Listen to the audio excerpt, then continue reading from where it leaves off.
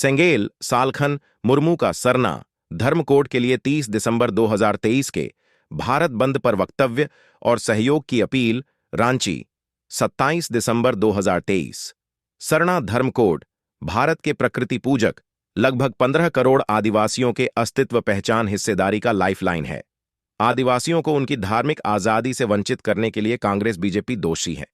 1951 की जनगणना तक यह प्रावधान था, जिसे बाद में कांग्रेस ने हटा दिया और अब भाजपा जबरन आदिवासियों को बनवासी और हिंदू बनाना चाहती है। 2011 की जनगणना में 50 लाख आदिवासियों ने सरना धर्म लिखाया था, जबकि जैन की संख्या 44 लाख थी। अतः आदिवासियों को मौलिक अधिकार से वंचित करना संवैधानिक अपराध जैसा है। सरना धर्म कोड के बगैर आदिवासियों को जबरन हिंदू, मुसलमान, ईसाई आदि बनाना धार्मिक गुलामी को मजबूर करना है।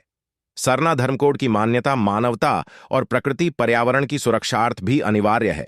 सरना हेतु माननीय प्रधानमंत्री का उल्लिहातु दौरा 15 नवंबर 2023 और महामहिम राष्ट्रपति का बारीपदा दौरा 20 नवंबर 2023 भी बेकार साबित हुआ।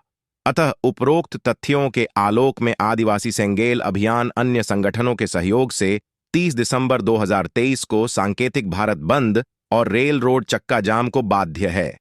भारत बंद में सरना धर्म लिखाने वाले 50 लाख आदिवासी एवं अन्य सभी सरना धर्म संगठनों और समर्थकों को सेंगेल अपने अपने गांव के पास एकजुट प्रदर्शन करने का आग्रह और आह्वान करता है।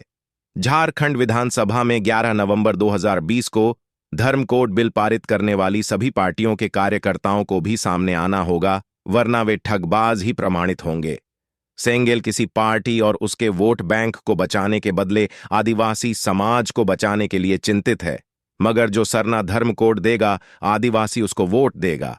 सालखन मुर्मू, पूर्व सांसद, राष्ट्रीय अध्यक्ष, सेंगेल।